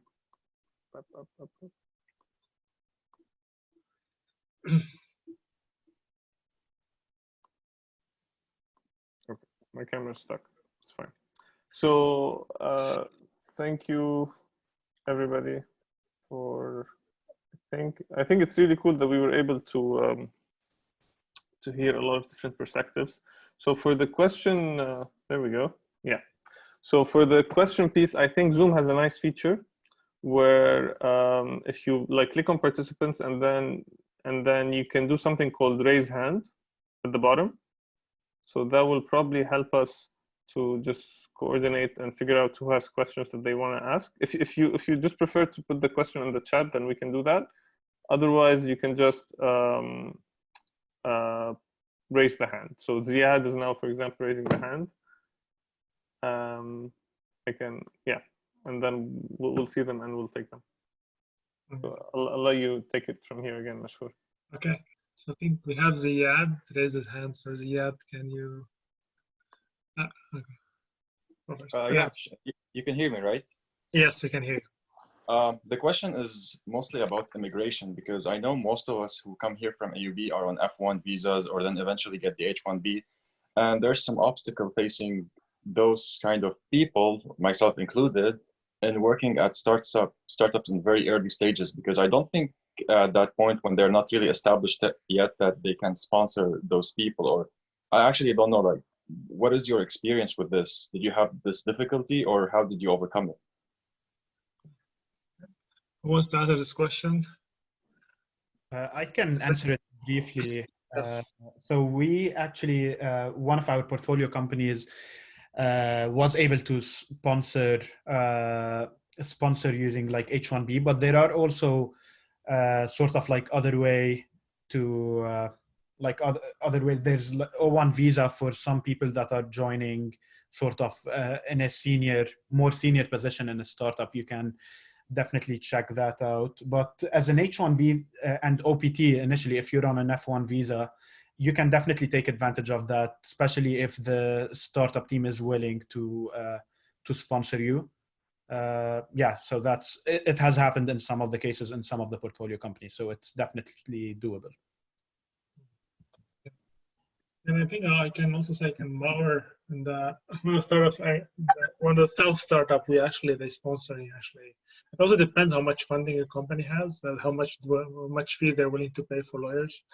When they actually have a lot of money in hand, they're actually willing to sponsor. But when they're strict, they might try to prefer not to sponsor people. Yeah, I would just like to add something here. I'm personally passing through the visa process. Yeah. And when I came here, I had a lawyer. And so being Lebanese first, you don't have a lot of options to have a visa. Lucky enough, I have been in the company and we're well funded. So we were able to identify a visa called L1A. It's an executive relocation visa. Where if you are at the startup, if you have a really good lawyer, they will be able to help you get this visa, which is actually the easiest one if you're starting up the company. It's the easiest one to shift from a visa status to a green card and permanent residency. Because as an executive relocating visa, you don't need, similar to H1B visas, to post that job, to go through all this process to make sure you're the best candidate for this. It's other than you're establishing a business or moving with the initial mother company you had to the country and to get a visa. But in each case, it's different. This is the hardest part, to be honest. There's no straight question, straight answer for this. Any particular conditions to have a visa? You have to have already some kind of size business or just any? Yeah, it's so it depends on the business plan you set prior and apply it for the immigration. So you could put in the business plan. Don't try to apply to the immigration as if you're applying for funding from a VC. So don't put big numbers, just limit the numbers as small as you can, but in a way that you're going to actually create business and jobs in the states, and then the immigration will be happy with that. Okay, cool. Yeah, I'll just add one thing. I think it's a good call, Ghassan, that most people just think of H-1B or F-1 coming as a student and just getting into the country and eventually just working through the process. I think there's like tons of other visas and green cards. Like I got my green card straight without a H-1B. I got an EB-1A. It's called extraordinary ability green card. But there's a lot of path basically. I think as long as you just obviously qualify and like do the work, and probably have to pay legal fees and do the process, whatever it is. But yeah, like L1 is also a really good one. There's a bunch of other paths. Definitely, I would say best tip, just get a lawyer.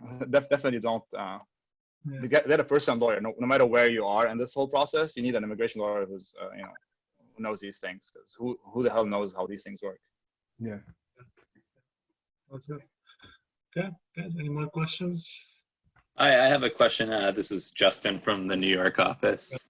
Of course, being an AUB employee, I'm bound to ask if any of you guys got the itch for startups while you were at AUB, or if you have any stories of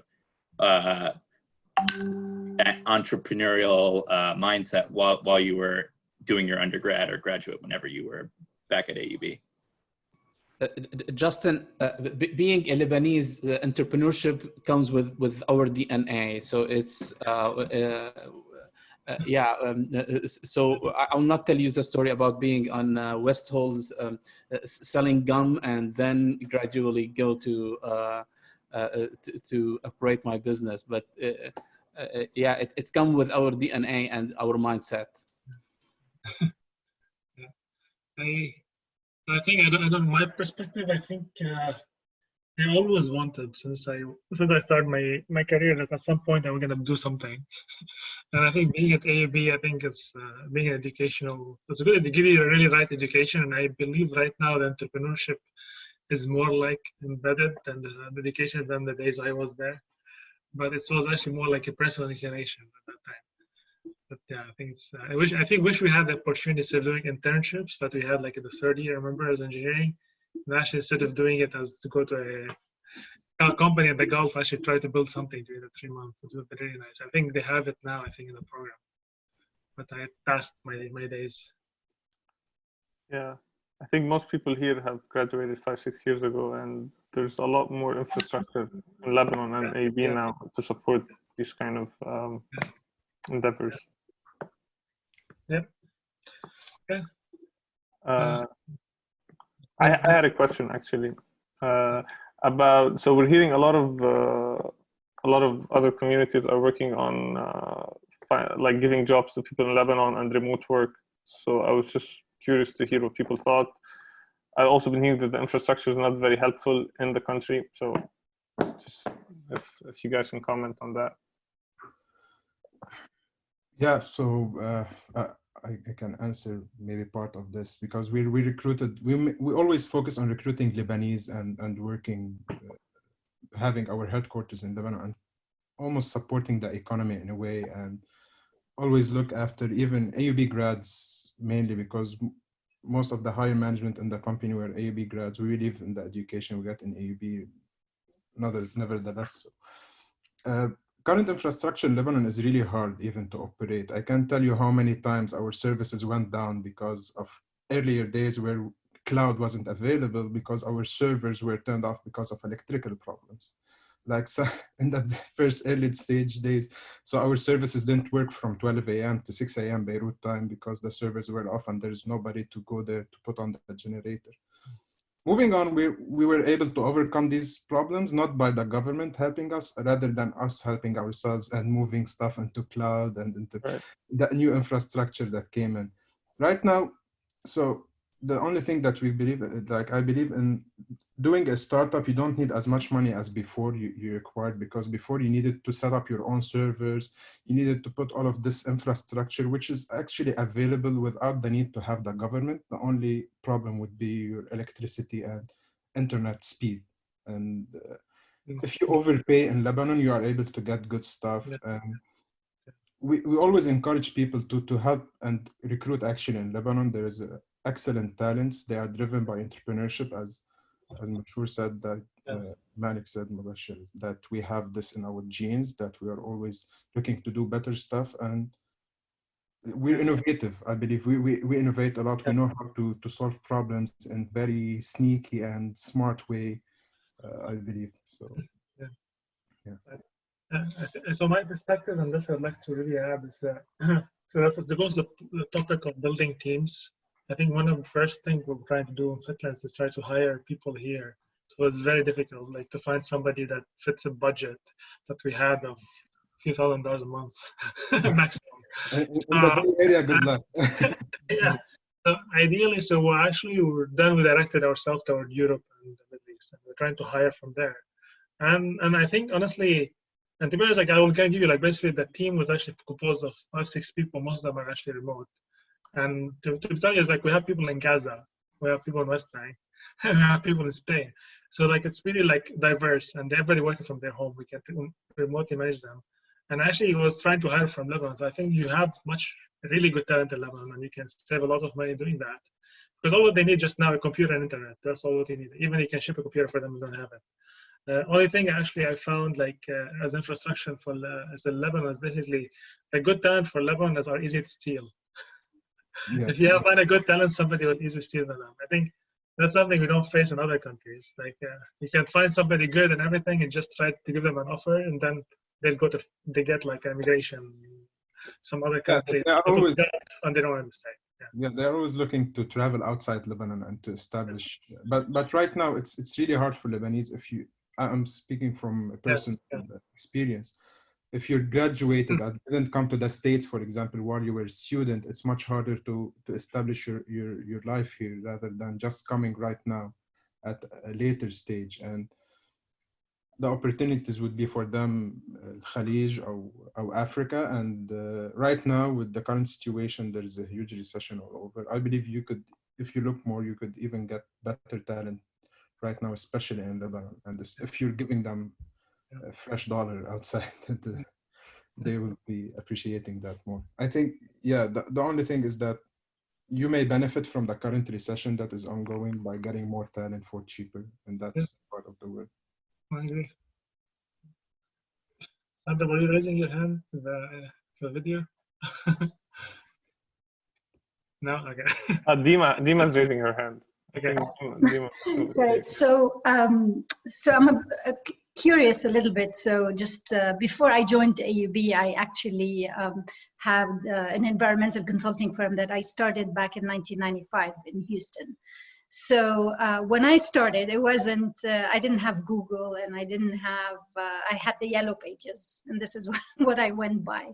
So things have definitely changed, and I want to say they've become easier, but I'm sure that there are a lot of hurdles that needs to be crossed. But do you notice that, especially being, I mean, when I came to Houston, just like all of you, I had just graduated from AUB and came to do my master's, and then decided to stay and start my own company.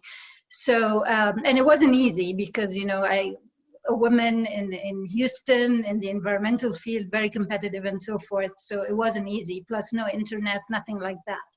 But these days, do you find it's becoming easier for people to start up their own companies, or there are still some challenges to be faced, maybe different than what I faced before? I think that's awesome. I mean, obviously, I don't think I can speak for what the environment was like, you know, when you were doing it in Houston. Yeah, for sure. I can only imagine, and I bet it's extremely hard. I don't know, Malek, you mentioned that you had built companies in the past too. I don't know if you're familiar with some of that environment as well. Obviously, sorry, go ahead.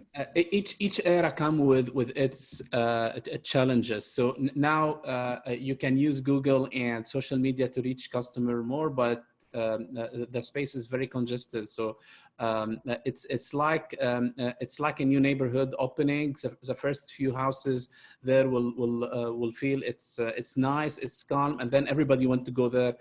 So it will be crowded in no time. So I think it's the same level of complexity and the challenge, but a different dynamic. So you need to unlearn your old way of doing things and learn the newer ways of doing things. So instead of being a PR guru and know everybody so you can business you can go smooth, now you need to be an online marketing guru and find a way to people to know about you and how to acquire users and such. And it's becoming more complicated. I was giving consultancy for a company which want to start another share riding company, and I did the research on the user acquisition strategies which done by Uber and Lyft. Even that was a few years ago. Now it will not work. You need to find new innovative ways to go to market. So it's a continuous game of upgrading, innovating, right, and finding new ways to do stuff which no one have done it before. Right. Yeah. Thank you, Malek. Yeah, I agree. You have to kind of continuously get updated with what's the new game plan and what's the latest technology and the innovation and so forth. So I agree. But Sami, go ahead. I'd love to hear your opinion. Yeah, for sure. Honestly, I don't know how worth it. Even my opinion, again, like I did not know what that was. I'm sure it's extremely more complex than what it is now. The 2 cents I can give are that. It's definitely, I guess, roughly speaking, in the Bay Area, if you compare like now to like 10, 20 years, or at least like historically what you see in the data, it's definitely become easier just to get started from nothing. Like you can just, have a laptop, internet connection, start a company in like 5 minutes, fictional thing, and then start from there. That said, I think the counterintuitive part is that because of competition, like what Malek was saying, and just, it was a greenfield space, everyone just came in, it's become actually much more costly. People don't realize this. Much more costly and complex to actually get a successful company. And let me tell you why. Like for example, everything is commoditized. Like if you're trying to do a consumer app now, first of all, from the user's perspective, no one wants to pay for that. It's going to be a free app, right? It's going to be a free service. And so like making money from a free service, automatically you have to have like really big scale if you want to put ads or any kind of monetization model. And so the consumer space, you're automatically talking about like how to scale from just an idea to like 1 million users.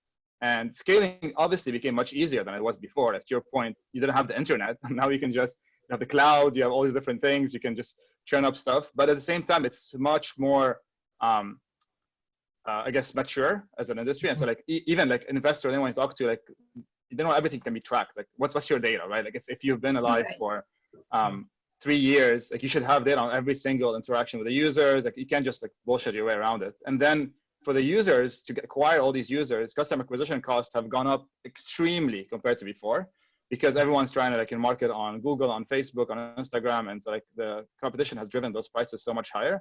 And the talent you want to get, if it's in the Bay Area, like the rent and leases have gone up so much, the salary expectations are so much higher. And so when you put all these things together, also you have to get them swag, and you have to do all these different things and free launches. Expectations have gone up so much across the board. Basically, what it means to start a company is so different, at least from what I've seen again. And so what it comes down to is like, if you want to start a consumer startup now, unless you have investors funding you $100 million and keep throwing money at you, there's going to be another competitor that comes in like a year later, and all the VCs will just fund that company. And even if you have 2 years of head start, they will just murder you because of high CAC, high salaries, high like startup costs in general. So like this is the biggest irony. I think it's so much easier to be a freelancer now, but starting an actual successful high-scale startup is much more costly. No, I totally agree. I mean, just to give you an idea with what you said. So when I started 1995, I had $1,200 in my account and a laptop and the Yellow Pages. My dad thought I was crazy because, of course, he's an entrepreneur himself in Lebanon, and they started in a different way. But $1,200, that's all I was willing to invest because I didn't know what I was doing. So, but definitely, I mean, I totally agree. $1,200 these days will not take you anywhere. I mean, the first survey we did was like $129. That was the first check we got. So you can imagine now, I don't want to say how many years later, but I definitely agree. I mean, things are totally different these days. $1,200 will not do you anything. So. For sure. If you try to open like a dating app or a scooter company or whatever a year or two ago, like this goes on like one Facebook campaign maybe in terms of ads money. Exactly. Or you're to find the right words in Google so people can Google you, whatever these words are. So yeah, I agree. In terms of the biggest irony, got inflated. Yeah. I think one thing I saw though, like my experience, like right now, it's easier to really get started in terms of building a technology because everything kind of is free. Like you have Slack free channel, you can get Slack for free, you can get Zoom for free, you can get GitHub account for free. You can get so many things already set up for free. You can start building a company around it. But once you actually go from actually building a technology and prototype to the stage of really scaling, that's when it becomes a little bit like more challenging. But to get started, it's pretty much, I think, my perspective, you can literally start a company for free for a few months and get the product out. Because all you need the computer and internet and free accounts in all these companies, and you can have people collaborate and check in code and everything, and you get going. But to go to the next stage is difficult. Yeah, thank you. Yeah, great. Cool. I think Dima has a question. I do. Thanks, Adi. Yeah. Thanks, everyone. This has been really awesome and very practical. I have one question, but both from the team building perspective and the investor perspective about diverse teams, just because noticing that this is a group of 6 men talking about startups and there are no women. So wanted to hear your perspective on how you think about building diverse teams. And as from the investor perspective, learning like how much value you put on that and how do you work with the founders to build those teams? I can go with Abdallah first in this. Alphabetically.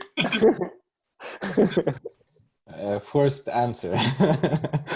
I'm not anymore I'm not anymore involved in a startup, but back in the days, we had the 50% female male team members for Zumal. I'm very proud of that. We didn't have back then a policy, so that was in Lebanon. We didn't really have a policy that says like a quota or a diversity kind of policy. I think in Lebanon I haven't seen such a diversity problem as much as it's taken seriously here in the US. I think like women are equally employed to positions as much as men, and women are very also proactive into getting the right positions that they want. So I haven't seen this much of a challenge, but I would understand in a more like macro thing, especially in politics and so on, that's probably a more of a pressing issue. Sure. To answer the first question, for example, when it comes to team building and the portfolio companies, we always try to strive for diversity, be it gender, nationality, etc. Because at the end of the day, it's definitely a positive thing from a social aspect, but at the end of the day, it's also correlates very highly with success. Diverse teams tend to fare way better than sort of monocultural teams.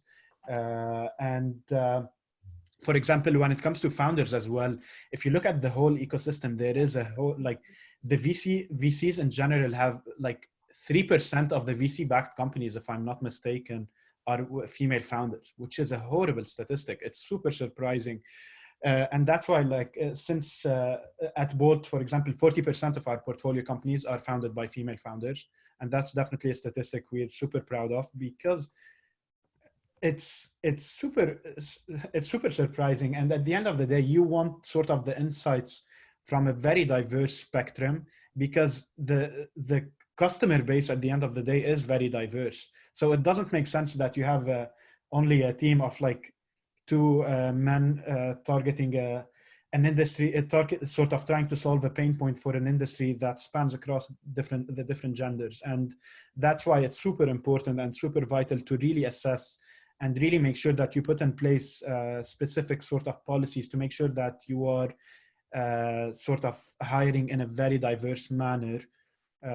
Yeah, so that's sort of my 2 cents on the idea. Yeah. Ghassan, what's your take on this? Yeah, so I think to Dima's point, maybe we were 6 panelists of all men, and this is one of the main problems that technology companies face. There was a time when we started the companies, or back then, software engineering or engineering in the Middle East was like for men. Like if you want to become an engineer, you have to be a man and to think anyway. And once we're moving forward, this is changing. So maybe in 2 years, Dima, you would see more females on a panel where technology is speaking more about software engineering.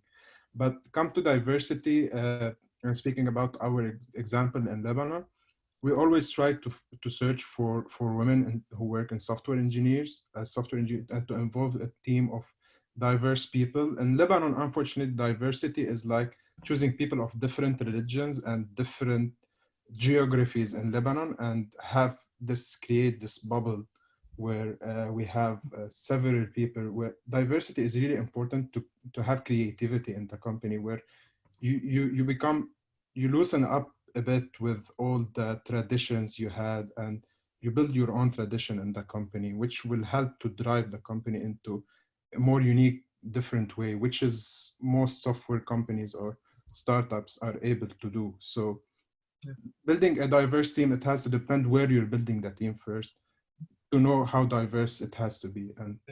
And as small as the geography is, you could find diversity and for people to. Okay. Malek, what's your take on this? Malek? I can't hear you. Yeah, well, I can add a bit from another angle. If once your company is up and running, the founder gradually lose control over culture. So how you can build a culture that can celebrate diversity and try to find ways to benefit from it.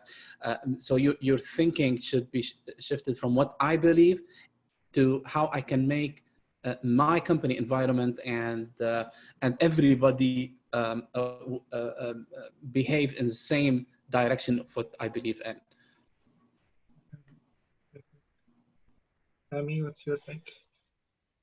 Yeah, I think definitely like first part of solving a problem is recognizing that we have one. And I think I'm pretty, I say it unambiguously, as clear as possible. There's obviously a problem in diversity. Like I disagree honestly that we don't see it. I think Abdallah, if you haven't seen it, I think I've personally seen it, my experience a lot. I think there's definitely not enough involvement as much as we would like. I think each of us has a role and responsibility to like try to get as more inclusive and diverse environment as we can in general. And like Jeffrey said, like it actually shows in the data. It ends up really making things better. Now, obviously, if you're like a one-person startup and you have $0 to pay anyone, and none of your friends even want to join your company, you have just one applicant, like you make do with what you have.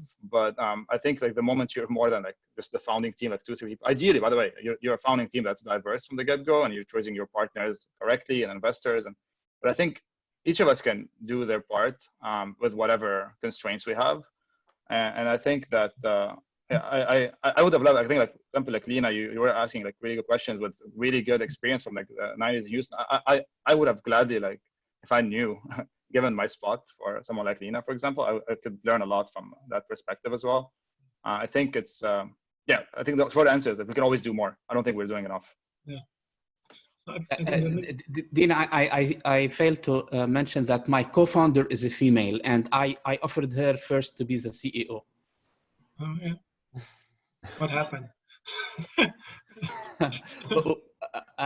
Okay. She's a mother of kids. Fine, we don't need to get into yes. this. Don't worry about it. I want to actually give here some of my perspective on this. I think one of the things I had to do going to startups is basically I have to wear so many hats: technology hat, recruiting, and whether actually in Fitness and the other startup. I'm really pretty much like had to do a lot of job on recruiting and defining interview processes and stuff, which is I never expected to do because I wasn't thinking I'm going to be doing this being a tech person. But I can tell you basically we really were consciously trying to focus in team building to get actually more female engineers in the team. And as much as we tried, I think we were actually to get the right. But we have to be fair also with all candidates. We had to interview everybody, and we really gave few offers for female candidates. We've always been like a very hard sell to sell them for a startup. There's always uncertainty about that. So it has been. I think actually it is basically it's very first. There's the pool of engineers and stuff in the Bay Area is not that diverse to select from, and even if we try an effort for that, it's gonna take some time. So. And I think that's pretty much what was my experience. I think we really, I mean, as startups, we've been very subconscious about that, and we want forcefully to try to see if we have like really good female candidates we can have. In terms of other diversity, I think also it's good to have cultural diversity in the team. I think I really liked about on Fitness that we had a mix. Mostly our mix was mostly Middle Eastern and people from Spain, a Spanish-Arab mixture, which was really interesting, and we really get innovative there. And also on the other startup, we had a really nice mixture of different perspective culturally, and as well people coming from different backgrounds. And I feel it's really, if you really can try to focus on that during the recruiting process, it's very important. It's not an easy thing, but you should try. And I can tell you, it's not. You probably have a lot of disappointments once you find a good candidate. You try to really convince them to stay, but you should keep trying. Actually. Yeah, one last thing I'll add on this, guys. I think it's the pipeline problem. I think is no longer that much a problem. Like basically, not finding at the very beginning of people training enough for, let's say, computer science, coding, and then them becoming enough in the market. And it's like it's taking like 50 years for this to reverse. I think we're way beyond that, fortunately. If you look at the top schools like Stanford, Harvard, MIT, whatever, they're pretty much like getting in terms of parity in some programs at least. And the top companies like that have the funds, again, that have been working on this solving problem for a long time, have like some kind of good, obviously they're nowhere near the goal they need to be in diversity. But if you look at these employees or fresh grads as the pool of candidates you want to target, I think you can find millions of people who are extremely capable. I think the problem is like when you're like a two-person company, again, like you have nothing to offer and you're begging people to even believe in you and join your team. So you have less luxury, but yeah, I think everyone can do their part.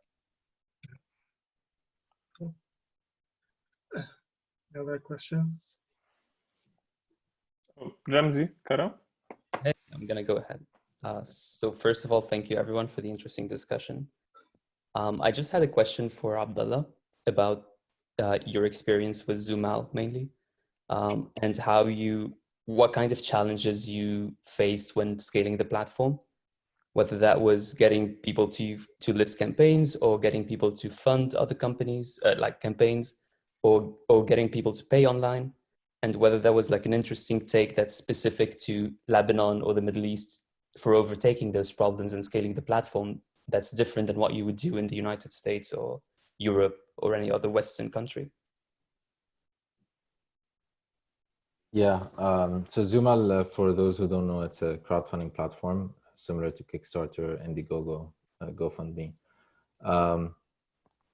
So yeah, early days of Zumal, 2012, I think what we first wanted to the first challenge we had was actually getting to a financial structure to allow us to raise money online and send it out to project owners, given the like money laundering, funding terrorism, and so on, especially in the Middle East.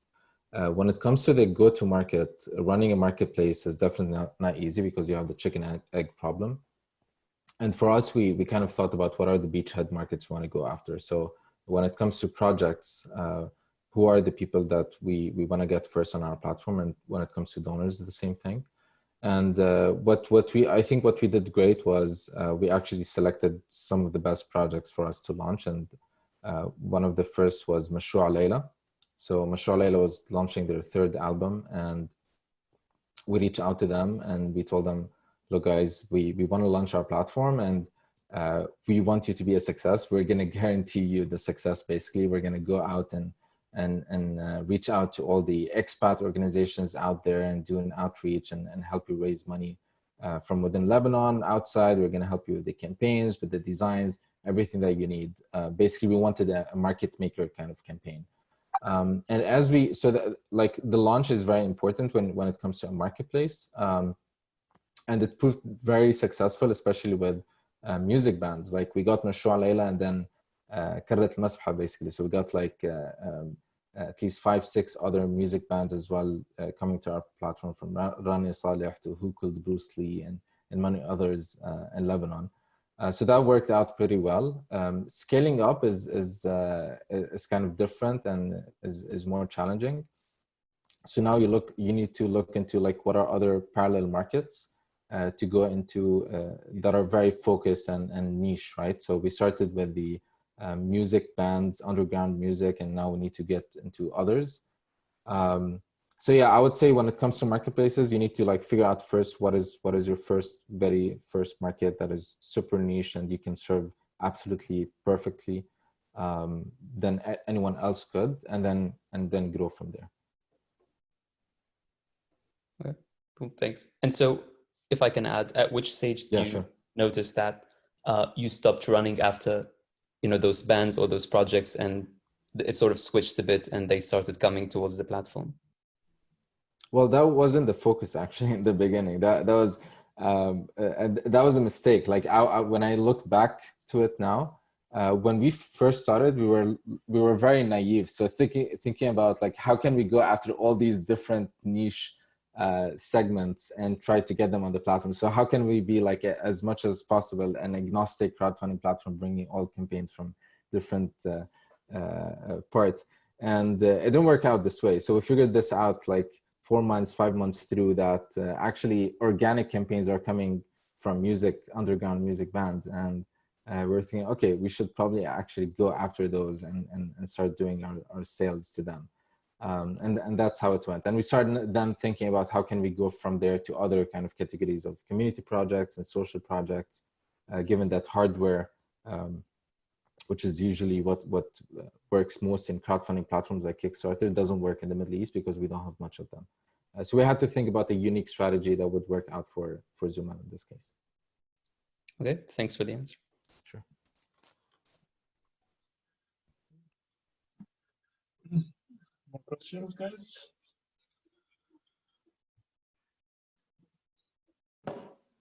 Okay, I think we're at the hour now. Yeah. If there's any, I just want to say just one quick word. I just want to thank all our speakers for sharing their perspectives, and I think it's great that there's different experiences, even though everybody's in the startup space. And hopefully people enjoyed this first virtual attempt for us, and I think we're going to try to do some more. Hopefully next time we'll try to include some more diverse voices. Yeah, Mashhour, if you want to say a few things. Yeah, thank you guys. I mean thanks all the guys, Abdallah, Ghassan, Malek, Sami, and Jeffrey. I mean, it was all it was actually a good discussion. I really enjoyed it a lot, and I'm hoping we can, from the chapter perspective, I think we really wanted to have to do something during COVID-19 to just keep the chapter engaged and be something educational and informative, and I think that's achieved the purpose.